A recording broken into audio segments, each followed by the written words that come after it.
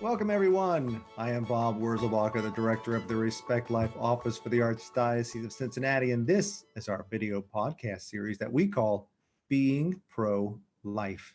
Each month, we'll discuss a different topic in the Respect Life arena. We'll hear a personal story from someone deeply affected by that issue, and finally, we'll share ways that you can get involved. This month's topic is student life groups. This week, we're going to be talking to Seton High School. As always, we have special guests. Will you please introduce yourselves? I'm Leah Hafner, and I'm a senior. And I'm Emily, and I'm a senior also. All right, so Emily and Leah, you're at Seton High School. So what's the name of your life group? Our club's called Saints for Life. All right, so Saints for Life. Tell us about your Saints for Life. What kind of activities does the Seton Saints for Life group do? So we have club meetings with the whole club every Thursday, and then the board meets just by ourselves about probably every Tuesday morning. And so now it's kind of not as much because of Corona, but some activities that we've done in the past. We've held a baby shower. So we all bring desserts and play games that you would play at a normal baby shower. And everybody brings in donations, whether it's like bottles or diapers or clothes or money for the Pregnancy Center West, which is just down the street from us. We go to Planned Parenthood and pray the rosary. We'll start at the church. We'll start the rosary there, and then we'll make our way to a Planned Parenthood that's nearby. Are you talking about Holy Name on Auburn Avenue and that Planned Parenthood on Auburn Avenue? Yeah, it's called Life Fifth Quarter. Right. I've been there quite a bit. That's on Fifth Saturdays. All right. So the most recent Life's Fifth Quarter that they were just talking about, we recorded this in November. So the most recent march with the students from Holy Name Parish to the nearby Planned Parenthood surgical facility. By the way, that's the last standing surgical abortion facility in the Cincinnati area, the one on Auburn Avenue in Cincinnati. If you don't know that, it's the last one. It's the only one. So anyway, so that rosary and procession, that just took place on Halloween because that was the fifth Saturday. The next one is the last Saturday of January. So that's coming up at the end of this month. So if anybody wants to come to that, is there anything they need to know about how to get involved in that? So you can just show up to the Mass and then follow the group out the Planned Parenthood while praying. And I would highly recommend it. It's really powerful because you feel like you're actually doing something. And you never know if that could change someone's mind.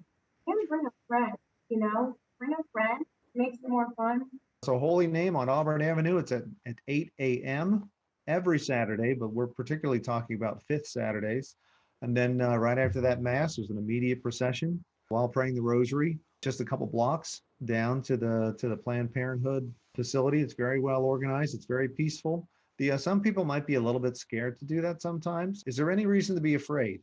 I know, I'll admit, when I first was going, I was a little nervous. I was like, I don't want to offend anyone or upset anyone, but even coming from the street, a lot of people like saying nice things or like honking their horns in support. And you're honestly just standing there praying.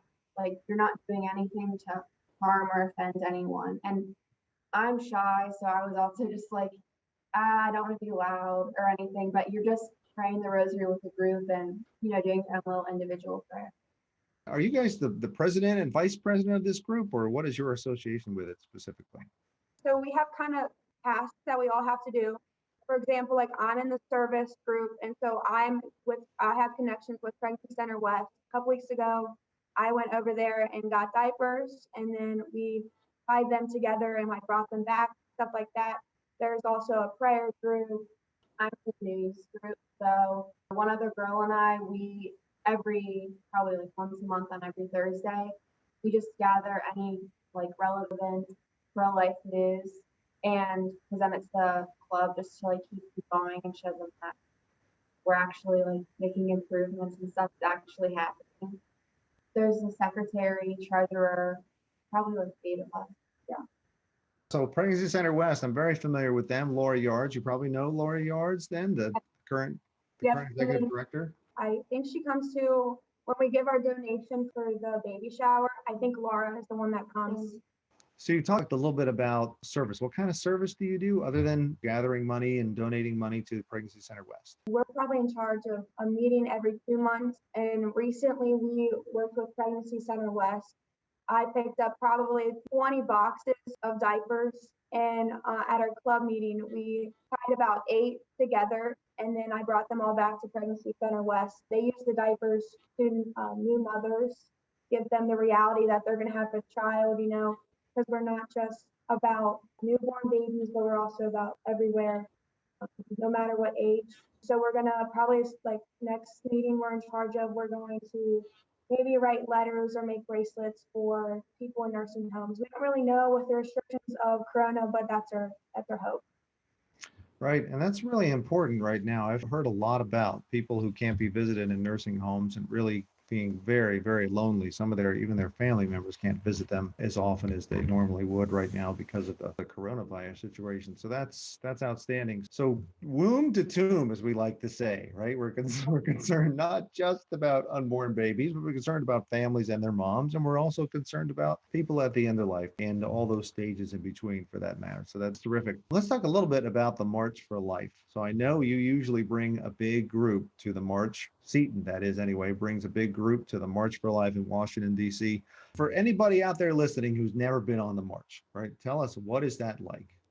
So for us, at least, we go like a day in advance. So the first day we visit the St. Elizabeth and Seton Shrine. And then my sophomore year, 2 years ago, we visited the cathedral. So after that, we'll go to some museums. Yeah, that's when we'll see like the Abraham Lincoln Memorial, all the memorials, just kind of take in the life of Washington, D.C. And then that night, we go to a school and we have a very nice mass, one of my favorite masses of the year. Are you talking about the mass at the Basilica or a different mass? No, it's a mass with just the Seton girls. It's at a school, and we have adoration, and he makes it super real. He blesses us personally with some chrism, and and then we are offered reconciliation as well. So do you take a priest along with you from Cincinnati?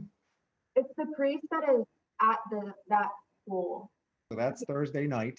Yeah, and then the next morning we go to the Youth Rally for Life, I think, and then after that we go on the march, and then usually we end with some Chick-fil-A. Yeah, Steve Shabbat. That's right. Representative Steve Shabbat and Representative Brad Wenstrup, they both offer the Chick-fil-A after the march, right? I always go, so I'm familiar with that. So that's your schedule. That's what you do. But tell us about the march itself. What is that like for people who haven't been? The March for Life, I would say it really starts with the rally. It's probably 50,000 people, kids, adults gathered together, and we have mass. And I don't know, that's really inspiring to me because I've never been to a mass with that many people besides the march. And there's about 50 bishops and priests and 50 nuns. So it's just really powerful to see just so many people in holy orders like down there. Yeah, and then after that, we start the march, and throughout the march, they show, well, first you hear people praying the rosary, saying chants, like it's something that really is close to everyone's heart, which is moving in just itself. But they also show pictures of like unborn babies, and you feel the reality of, wow, this is something that we're doing. We're saving these people's lives just by being here. So that's probably like the most moving part of the whole experience. And it's just powerful to see so many people with your same beliefs, because I feel like nowadays it's kind of hard to like see people who are still pro-life just because of how the media twists everything. But I'm not trying to get political, but it's just powerful to see that there are still so many people who are pro-life and you still know that this is like such an important topic. Yeah. So why do you think it's important, regardless of who is sitting in the office of president, why is it important for us to continue to go to Washington, D.C. every year on the anniversary of Roe v. Wade? That's what this is, the anniversary of the decision to make abortion legal in every state. Why is it important for us to continue to march every year? Personally, I think it's important because one person could see that and realize that if that saves one baby, I think it's like all worth it, just because a mom sees that and sees that so many people like can help her and support her. You're taking your wild guess, having been, how many people do you think, are marching down that street? You said 50,000, but that was the arena for the youth rally mass. And then you go out to the street. and then we have that march. How many people do you think are there? I would say probably like 300,000. Like you cannot see. No. It is a wave of people. You're like shoulder and shoulder with them. You get to know the people next to you, kind of. I would agree with that. I mean, there's no way I could possibly count it, but you're in that street and this is just wall to wall people all the way up the street, all the way down the street to the end. It has to be hundreds of thousands. It has to be. I just can't imagine that it's not. Now, unfortunately, this year, everything is different. Of course, it's still happening. Rain, shine, snow, coronavirus, there's always going to be a March for Life in Washington, D.C., so that is still happening. Okay, so did you say, because you have a lot of people go to that March for Life, did you say there's like 5 or 6 people officially part of this Life Club? Or did I hear that wrong? There's like 8 people on the board that like run the club, and there's probably like close to like 50 to 60 girls that are like actually in the club, attend the meetings, but don't go to the board meetings. Yeah, I was going to say, I can't believe there's 5 or 6 people in the Seton Life. I couldn't believe that. That's not good. I'm glad I misunderstood that. Okay, so like 50 or something like that, people involved in that. Okay, so sometimes I talk to schools and their life clubs, though, are small, 5, 6, 7 people, right? Now, maybe the whole time you've been in Seton, it's been a big club, but nonetheless, for someone who is part of a small club, or maybe they don't even have a club at their school, would you even have any advice on how it is that you take that club at your school and make it a big one, thriving one like it is at Seton High School? So I would let like the other students, if you're interested in it, like know how fun and how impactful the March for Life is and how it can really change your life. And also I feel like there's a lot of misconceptions about the unborn and abortion. And once you kind of realize the truths about it, it's kind of hard to like turn a blind eye and just ignore what's really happening. So I feel like if you make people understand that, then you'll get a lot more. I would also say that if the person is trying to start a club, I think it's important for them to go themselves, because after going, you just want to make your club bigger. You just want to spread the word that we can make a difference for this. All right, so anything else you wanted to say about your club, Saints for Life, there at Seton High School? Hi, I'm Miss Lindell. I'm the moderator of the Saints for Life Club here at Seton High School. And back in 2010, when I was in high school at Seton, I helped Al Kovacic start the Saints for Life Club. When you ask the question about what would we say to somebody interested in maybe getting more involvement in their club, so we had originally started the club and it centered around the March for Life. We would maybe meet a couple other times a year and pray the rosary together. And there was maybe like 10 of us that were technically in the club. And then we would have a bus full of girls though that would go on the March for Life. But some of my friends and we started really being touched by the love of Christ and saw how that impacted our own self-understanding and helped us value our life in a deeper and truer sense than we could have ever imagined. And we said, this is a lot more than just about the March for Life or just about serving the pregnancy centers. And like, this is what we really want our club to be about, the life of Christ in the souls of these girls in our school. And so we changed the whole structure of our club, which you heard about earlier in the interview. There's now a board of girls and there's different teams of girls.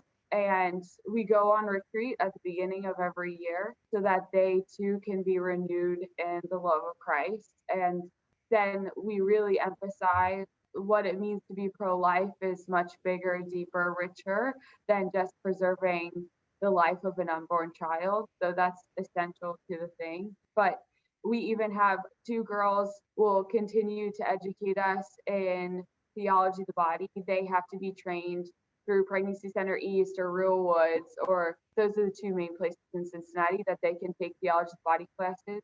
And then they'll give us their meetings. They're called the St. Maria Goretti team. Their meetings are focused around theology of the body to help us grow in our personal dignity as women. And then, like they said, with the news, the service, all of these things are bound up in like a holistic and faithful understanding of the gift of human personhood. So, I mean, it's always a work in progress, something that we're growing in, but we really publicize the club in this way, that it's really about the fact that we as human persons can share in the life of God. That's what makes our life so valuable, so worth living, more than like a worm or a dog or a zebra. Right. Human beings are created in the image of God. It is not the same with a dog, or any of the rest of God's creation. All right. Well, thank you for talking with us today about your school life group, how students from across the Archdiocese can stand up for life at their own schools here in the Archdiocese outside of our Planned Parenthood Center, and maybe even start their own group at their school. Thanks for spending time with us today. Thanks for having us. And I want to thank all our viewers and listeners for tuning in on this episode of our Being Pro-Life series. Head to the website to view more resources talked about in this episode at www.catholicaoc.org/being-pro-life. Thank you again for joining us today. I look forward to being with you next time.